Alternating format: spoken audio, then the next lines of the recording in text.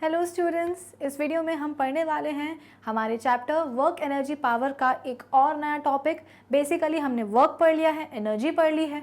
अब हम बात करेंगे फाइनल टॉपिक की, जो कि है पावर। अब पावर क्या है, उसका सिग्निफिकेंस क्या है, कहाँ यूज़ होती है, ये सब हम कवर करेंगे हमारे इस वीडियो में और हमारे अपकमिंग वीडियोस में। So this is Vibhuti Khare, welcome to Magnet Brains, जहाँ पे आपको सभी चैप्टर के वीडियो लेक्चर्स मिलेंगे बिल्कुल फ्री ऑफ कॉस्ट। यानी कि मैग्नेट ब्रेन्स में आपको 2 चैप्टर्स पढ़ने के बाद किसी भी तरह का पेमेंट करने की या पैकेज लेने की रिक्वायरमेंट बिल्कुल भी नहीं है। मैग्नेट ब्रेन्स आप तक पहुँचाता है एजुकेशन बिल्कुल फ्री में। तो चलिए इसी अच्छी बात से हम स्टार्ट करते हैं आज का हमारा टॉपिक, जो कि है पावर। भाई, पावर को अगर मैं एक बहुत ही इजी सेंटेंस में बोलूं तो आप बोल सकते हो कि कितने समय में कितना काम किया गया है, दैट इज़ पावर। ठीक है, जो भी समय आपको गिवन है उस समय में कितना आपने काम कर लिया वो कहलाएगी आपकी पावर। कैसे? Power is defined as the rate of doing work. जो मैं बोल रही हूँ, जब हम बात करते हैं रेट की, तो रेट में क्या आ जाता है बच्चों? टाइम आ जाता है। यस और नो? तो यहाँ पे क्या बोल रहे हैं, पावर को अगर हम एक स्टेटमेंट में डिफाइन करें, the rate of doing work, यानी कि एक पर्टिकुलर गिवन टाइम में कितना काम किया गया है, उसी को हम कहेंगे पावर। कितने समय में कितना काम, वो होता है पावर। ठीक है, अब इसे समझने के लिए हम एक एग्जाम्पल लेते हैं। ठीक है, 2 एग्जाम्पल लेते हैं। एक ट्रॉली है, ठीक है, उस ट्रॉली को पुश करना है और उस ट्रॉली का जो वेट है, समझ लो वो कितना है, W है। ये जो आपको इमेज दिख रही है, इस ट्रॉली का भी वेट W है, और ये जो आपको इमेज दिख रही है, इस ट्रॉली का भी वेट कितना है, W ही है। ठीक है, अब आपको क्या करना है, हमें नहीं करना एक्चुअली। 2 लोग हैं, एक तो है यंग मैन कहाँ गया, ये रहा, और एक है ओल्ड मैन, एक है थोड़े बुढ़े से दादाजी, ठीक है, और ये रहे उनके बेटा जी। इनको करना क्या था, सेम वेट की ट्रॉली को इनको करना था पुश। ठीक है, समझ लो ये शॉपिंग करके आ रहे हैं, तो शॉपिंग मॉल से लेकर के इनको इस ट्रॉली को ले जाना था अपने पार्किंग लॉट तक, जहाँ पे इनकी गाड़ी खड़ी हुई थी। ठीक है, तो ये अपनी जो ट्रॉली है इसको कहाँ से कहाँ ले गए, शॉपिंग मॉल से ले गए, कहाँ तक, अपनी पार्किंग तक। ठीक है, और दोनों ही ट्रॉलीज का जो वजन है वो कितना है, बराबर है। अब हमने एक चीज़ नोटिस करी कि जब अंकल जी ट्रॉली को लेके जा रहे थे तो उनको शॉपिंग मॉल की जो एग्जिट गेट था, वहाँ से पार्किंग लॉट तक जाने में थोड़ा ज़्यादा टाइम लग गया। अच्छा, और जो उनके बेटा जी थे उनको शॉपिंग मॉल की एग्जिट गेट से निकल करके अपनी पार्किंग में आने पर टाइम थोड़ा कम लगा। क्यों लगा कम? यही तो है पावर का कमाल। क्योंकि देखो इधर पे, इस ट्रॉली का जो वेट था वो बराबर था किस ट्रॉली के वेट से, इस ट्रॉली के वेट से। तो यहाँ पे दोनों ही जन, यानी कि पापा जी और उनके बेटा जी, वर्क डन कितना कर रहे हैं, तो वर्क डन हम बोल सकते हैं कि work done is equals to force into displacement. Displacement जरा देखते हैं, दोनों ही लोग ट्रॉली को कहाँ डिस्प्लेस कर रहे थे, शॉपिंग मॉल के एग्जिट गेट से लेकर के पार्किंग लॉट तक, यानी कि दोनों का डिस्प्लेसमेंट क्या था, बराबर ही था। दोनों को एक ही जगह जाना था, एक ही डिस्टेंस ट्रैवल करना था, उनका डिस्प्लेसमेंट कैसा था, सेम था। अब बात करते हैं फोर्स की। दोनों ने जो ट्रॉली पे फोर्स लगाया था वो भी बराबर था। कैसे लगाया था? मैंने बार बार बोला है कि इस ट्रॉली का वेट भी W था और इस ट्रॉली का वेट भी क्या था, W ही था। यानी कि डिस्प्लेसमेंट दोनों ट्रॉलीज का बराबर था, दोनों ही ट्रॉलीज का जो वजन था वो बराबर था, इसलिए उस पर लगने वाला जो फोर्स है वो भी कैसा रहा, बराबर ही रहा। यानी कि दादाजी ने भी जो फोर्स लगाया है वो किसके बराबर है, उस फोर्स के बराबर है जो कि उनके बेटा जी ने लगाया है इस ट्रॉली के ऊपर। क्यों? क्योंकि दोनों ही सेम वेट की ट्रॉली को पुश कर रहे थे। तो भाई जब फोर्स भी बराबर है, डिस्प्लेसमेंट भी बराबर है, तो वर्क डन जो दोनों ने किया है वो भी बराबर हो जाएगा, है कि नहीं? इनने भी वही काम किया है और इनने भी वही काम किया है। डिफरेंस कहाँ आया है? डिफरेंस आया है इनकी टाइमिंग में। जैसे कि मैंने आपको पहले बताया कि शॉपिंग मॉल के गेट से पार्किंग लॉट तक जाने में दादाजी को टाइम थोड़ा ज़्यादा लग गया, लेकिन उनके बेटा जी जो हैं सेम वेट की ट्रॉली को जब सेम फोर्स के साथ लेके जा रहे थे, उनको टाइम थोड़ा कम लगा। ऐसा क्यों हुआ? ये हुआ पावर के कारण। ठीक है, तो आपको अगर पावर यहाँ पे कैलकुलेट करनी होगी तो आप क्या करेंगे, पावर आपको, सपोज इन्होंने जो ट्रॉली है, जो इनका वर्क डन है, वो इनने T1 टाइम में किया है, और इनके बेटा जी ने जो वर्क डन किया है वो हम मान लेते हैं कि T2 टाइम में किया है। तो अंकल जी की जो पावर है वो कितनी आएगी? Power is equals to work done upon time, यानी कि कितने काम में कितने समय में कितना काम किया गया है, वो इसकी पावर होगी। ये मैंने आपको स्टार्टिंग में ही बता दिया था कि जैसे हमने पावर टर्म पढ़ा था तो मैंने आपको उसकी बहुत ही इजी डेफिनेशन बता दी थी कि कितने समय में कितना काम, वो हो जाएगी पावर। तो मुझे अगर अंकल जी की पावर निकालनी है कि कितने पावर्स उनने काम किया है, तो उनका जो वर्क डन होगा उसको मैं डिवाइड कर दूंगी उस टाइम से जितने में उनने वर्क डन किया है। तो वर्क डन क्या था उनका? W था, ठीक है, और किस टाइम में किया था? उनने किया था T1 टाइम में। तो ये आ जाएगी अंकल जी की पावर। दूसरी तरफ अगर मैं उनके बेटा जी की पावर निकालना चाहूँ तो यहाँ पे क्या होगा? Is equals to work done upon time, ठीक है। उनने वर्क डन कितना किया था? उनने भी जो है ना W ही वर्क डन किया था, और टाइम कितना लगा दिया उनने? T2 लगा दिया। तो ये हो जाएगी इनकी पावर। कुछ नहीं था इसमें। क्या हमने सीखा? हमने सीखा कि भाई हमने दो एग्जाम्पल्स लिए थे कि दो ट्रॉलीज थी हमारे पास, उन दोनों का जो वजन है वो W था, सेम था, ठीक है। W तो हमने यहाँ पे वर्क डन ले लिया है, तो यहाँ पे हम बोल देते हैं कि दोनों ही ट्रॉलीज का वजन जो है वो बराबर था। अब एक ट्रॉली को लेके जाना था, दोनों ट्रॉलीज को हमको पार्किंग तक लेके जाना था। कहाँ से कहाँ? शॉपिंग मॉल के एग्जिट गेट से लेकर के पार्किंग लॉट तक, ठीक है। कौन लेकर के गया? एक बार अंकल जी लेके गए, एक बार उनके बेटा जी लेकर के गए। अंकल जी को टाइम थोड़ा ज़्यादा लग गया और बेटा जी को टाइम थोड़ा कम लगा। तो हमने पावर कैसे कैलकुलेट करी दोनों की? जितने भी टाइम में उनने जो भी वर्क डन किया है उसको हमने कैलकुलेट कर लिया, यानी कि पावर इज इक्वल्स टू हमने क्या लगा दिया? वर्क डन अपॉन टाइम, ठीक है। वर्क डन दोनों का क्या होगा? सेम होगा। क्यों वर्क डन सेम हुआ? इसलिए क्योंकि ये डिस्प्लेसमेंट दोनों ही केसेस में बराबर है। ये भी पार्किंग तक ही जा रहे थे एग्जिट गेट से, और ये भी पार्किंग तक ही जा रहे थे एग्जिट गेट से। फोर्स भी इन लोगों का बराबर ही लगा। क्यों? क्योंकि दोनों ही ट्रॉलीज का जो वेट है वो कैसा था? बराबर था। तो फोर्स बराबर, डिस्प्लेसमेंट बराबर, तो वर्क डन भी हो गया बराबर। फर्क कहाँ आया? इनके टाइम में आया। तो इसी टाइम के बेसिस पे हमने क्या निकाल ली? इनकी पावर निकाल ली। तो अब आपको समझ में आया होगा पावर क्या होता है। Power is defined as the rate of doing work, कि कितने समय में कितना काम, दैट इज पावर। इतना समझ में आई बात? चलो ठीक है। अब नेक्स्ट हम बात करते हैं वर्क डन। जो अभी मैंने आपको एक्सप्लेन किया है ये वही चीज़ें हैं, एक बार रीड कर लेते हैं। Work done is equals to F into S, in both the cases are same. Time taken for doing the work is different. Time taken by young man कम था। किससे कम था? ओल्ड मैन के कंपैरिजन से। That is work done per unit is time. Work done per unit time is called power. तो power क्या होता है? Work done upon time taken.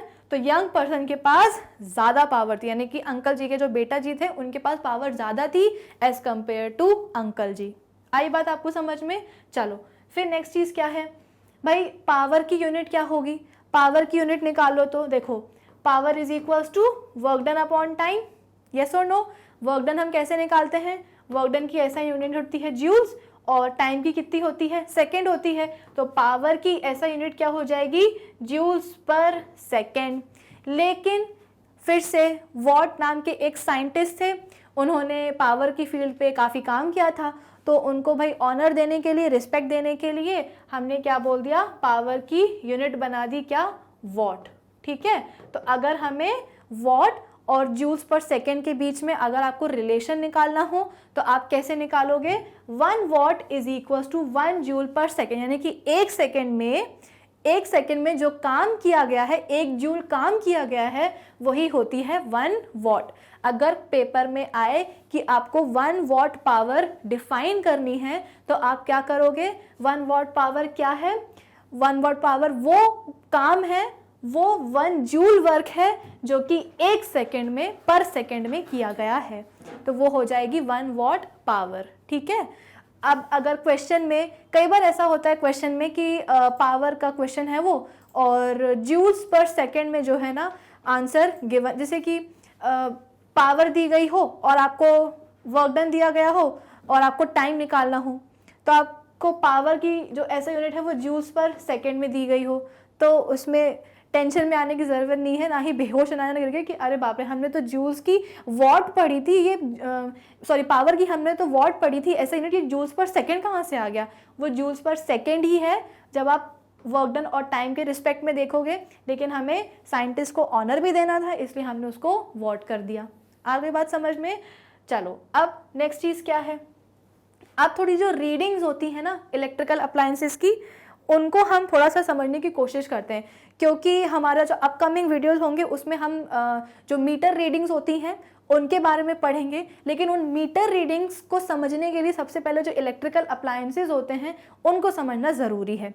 जब भी आप शॉप पे जाते हो, ठीक है, आपके घर का समझ लो, आपके रूम का जो बल्ब है वो फ्यूज़ हो गया है, अब आप जा रहे हो बल्ब खरीदने के लिए, ठीक है, तो आपने बोला कि भाई एक XYZ पर्टिकुलर ब्रांड का जो है ना आपको बल्ब खरीदना है, आपने उसका नाम बता दिया कि हमको इस ब्रांड का बल्ब चाहिए है।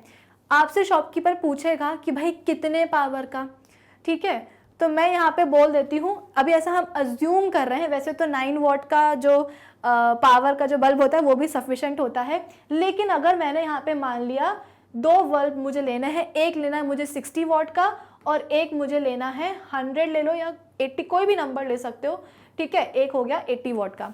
वैसे तो 9 वॉट का भी काफ़ी होता है, लेकिन अभी मैंने यहाँ पे 60 और 100 वॉट के 2 बल्ब लिए हैं, एग्जाम्पल लिया है, ऑफेंड मत होना, ठीक है, आप मत जाना कि मैम 60 और 80 और 100 वॉट का, कोई बात नहीं, मैंने लिया है, ठीक है।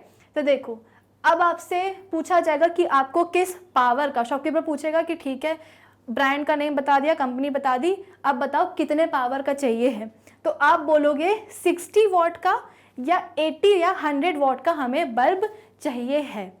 ये जो आपने पावर बताई है इससे आपको समझ में क्या आएगा, समझ में देखो ये आएगा कि 60 वॉट की जो रीडिंग है उसका मतलब क्या होता है। अभी अभी हमने पावर का फॉर्मूला पढ़ा है कि power is equals to work done upon time, कि एक कितने समय में कितना काम किया गया है वही है हमारा पावर। फिर इसके बाद में हमने इसकी ऐसा यूनिट क्या देखी थी, 1 वॉट पावर क्या थी, 1 जूल डिवाइडेड बाय 1 सेकेंड। तो 1 वॉट पावर क्या होती है, बेसिकली 1 वॉट पावर हम बोलते हैं कि 1 जूल वर्क होता है जो कि 1 सेकेंड में किया गया हो। इस चीज़ को ध्यान से समझो, 1 वॉट पावर क्या होता है, 1 वॉट पावर का मतलब होता है 1 जूल वर्क जो कि 1 सेकेंड में काम किया गया हो, ठीक है। अब हमने वर्क और एनर्जी के बीच की भी रिलेशन देख चुके हैं हम। जब हमने एनर्जी टॉपिक स्टार्ट किया था तो हमने बोला था कि हम वर्क को एनर्जी भी बोल सकते हैं। एनर्जी भी क्या होती है, एक स्केलर क्वांटिटी होती है वर्क की तरह, और उसकी ऐसा यूनिट क्या होती है, उसकी भी एनर्जी हम बोलते हैं कि एनर्जी की ऐसा यूनिट जूल्स ही होती है। तो यहाँ पे हम ये भी बोल सकते हैं कि 1 वॉट पावर क्या है, 1 वॉट पावर बच्चों 1 जूल एनर्जी है जो कि 1 सेकेंड में कंज्यूम करी गई है। अब अगर आपने शॉपकीपर से बोला है कि आपको 60 वॉट का पावर का आपको बल्ब चाहिए है, तो 60 वॉट पावर क्या बताएगा, 60 वॉट का पावर का बल्ब आपको बताएगा कि आपका जो बल्ब है ना वो 60 जूल्स एनर्जी कंज्यूम करेगा 1 सेकेंड में। समझे इस बात को, ये पूरी कहानी क्यों चल रही थी, जो इलेक्ट्रिकल अप्लायंसेस होते हैं उनकी रीडिंग्स को समझने के लिए ये कहानी चल रही थी। पावर को मैंने आपको क्या बताया था कि कितने समय में कितना काम किया गया है वो हो जाता है पावर। फिर हमने एक दादाजी और उनके बेटा जी का जो वर्क डन था उसके बेसिस पे हमने उनकी पावर भी कैलकुलेट करना सीखी थी। फिर पावर की ऐसी यूनिट क्या निकाली थी हमने, work done upon time. Work done की हो गई कितनी जूल्स, टाइम की हो गई सेकेंड्स, तो जूल्स पर सेकेंड आ गई पावर की SI यूनिट, ठीक है। फिर हमने 1 जूल फिर इसके बाद में पावर को हमने बोला था कि भाई जो वॉट साइंटिस्ट थे उनको रिस्पेक्ट देने के लिए हमने ऐसा यूनिट कर दी क्या, पावर की वॉट। तो 1 वॉट कितना होता है, 1 जूल वर्क डन जो कि कब किया गया हो, 1 सेकेंड में किया गया हो। अब मैं आपसे बोल रही हूँ कि वर्क और एनर्जी को भी हम आपस में रिलेट कर सकते हैं। यहाँ पे अब मैं क्या बोलूँगी कि 1 वॉट पावर जो होती है वो किसके बराबर होती है, 1 जूल एनर्जी के बराबर होती है जिसको कंज्यूम किया गया है 1 सेकेंड में।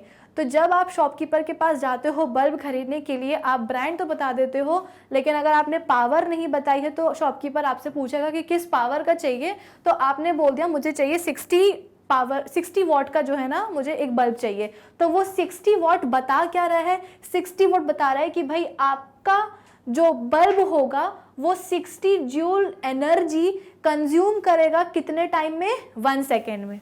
समझे? इसी तरह से अगर मैंने 100 वॉट का बल्ब लिया है तो 100 वॉट रीडिंग क्या बताएगी, 100 वॉट मेरी बताएगी रीडिंग कि मेरा जो बल्ब है ना वो 100 जूल्स एनर्जी कंज्यूम करता है कितने सेकेंड में, 1 सेकेंड। यानी कि पर सेकेंड में वो काम कितना कर रहा है, 100 जूल्स काम कर रहा है, यानी कि कितनी एनर्जी कंज्यूम कर रहा है 1 सेकेंड में, तो 100 जूल्स एनर्जी कर रहा है। अब कुछ बच्चे कंफ्यूज हो जाएंगे कि मैम अभी तो आप वर्क बोल रही हो, अभी आप एनर्जी बोल रही हो। भाई वर्क और एनर्जी को हमने रिलेट किया है ना, प्रीवियस वीडियो में जब हमने एनर्जी स्टार्ट किया था तो हमने देखा था कि किस तरह से हम एनर्जी को वर्क के साथ रिलेट कर सकते हैं। यहाँ पे भी तो कहानी सेम चल रही है। अगर मैं 100 वॉट को बता रही हूँ, 100 वॉट क्या वैल्यू है, ये बेसिकली 100 जूल्स का वर्क डन हो रहा है 1 सेकेंड में। ठीक है, 100 जूल्स का वर्क डन मतलब क्या कि 100 जूल्स एनर्जी कंज्यूम कर रहा है आपका बल्ब 1 सेकेंड में। तो कंफ्यूज होने की जरूरत नहीं है, चीज़ों को समझिए। ठीक है, आई होप ये चीज़ आपको समझ में आई होगी। अब ये क्या लिखा है जरा देख लेते हैं, एक बार रीड कर लेते हैं। 60 watt reading means bulb consumes 60 joules energy per second. हर सेकेंड वो कितनी एनर्जी कंज्यूम करेगा, 60 जूल। ठीक है, 100 वॉट की का मतलब हो जाएगा, मतलब 100 वॉट का मतलब होगा कि 100 जूल्स आपका बल्ब कंज्यूम करेगा पर सेकेंड। पावर कितना होता है, how much energy is conserved या कंज्यूम, यहाँ पे कंजर्व नहीं आएगा, यहाँ पे कंज्यूम। ठीक है, पावर का मतलब क्या होता है, पावर का मतलब होता है कि कितनी एनर्जी कंज्यूम करी गई है 1 सेकेंड में, यानी कि कितना काम किया गया है 1 सेकेंड में, या कितने, जैसे कि मैंने आपको बताया था कि कितने समय में कितना काम, उसी को हम क्या बोलते हैं, पावर। ठीक है, different electrical appliances have different powers, ये तो बिल्कुल सही बात है। यहाँ पे मैंने 60 और 80 या 100 जो वॉट का जो पावर लिया है बल्ब का, ठीक है, ये बहुत ज़्यादा है। 9 वॉट का जो पावर का जो बल्ब होता है वो भी काफ़ी सफिशेंट होता है, इस पूरे रूम को जो है ना प्रॉपर लाइट मिल सकती है। लेकिन यहाँ पे मैंने आपको एक्सप्लेन करने के लिए बता दिया था। डिफरेंट जो इलेक्ट्रिकल अप्लायंसेस होते हैं, जैसे कि जो फ़ैन होता है उसका ऑन एन एवरेज 75 वॉट का पावर रहता है। एक हमारे जो घर में जो फ़ैन चलता है, इलेक्ट्रिक फ़ैन चलता है, उसका पावर 75 वॉट रहता है। ठीक है, तो डिफरेंट इलेक्ट्रिकल अप्लायंसेस की डिफरेंट पावर्स होती हैं। Greater the power of the appliances and the longer time it is switched on for the more electrical energy it consumes। सही बात है। अभी जो हम वैल्यूज निकाल रहे हैं वो पर सेकेंड के लिए निकाल रहे हैं। जैसे कि बल्ब ने अगर 60 जूल्स जो 60 वॉट का जो पावर है वो हमें क्या बता रहा है कि वो 1 सेकेंड में 60 जूल्स एनर्जी कंज्यूम करेगा। ठीक है, अब इस बल्ब को ऑन एन एवरेज आपके रूम का जो बल्ब है, ठीक है, वो समझ लो कि 10 घंटे चल रहा है। अब 10 घंटे में कितने सेकेंड्स होंगे, उतने ही सेकेंड्स में ये इतनी एनर्जी जो है वो कंज्यूम करता जाएगा। पर सेकेंड एनर्जी कंजम्पशन बढ़ता जाएगा।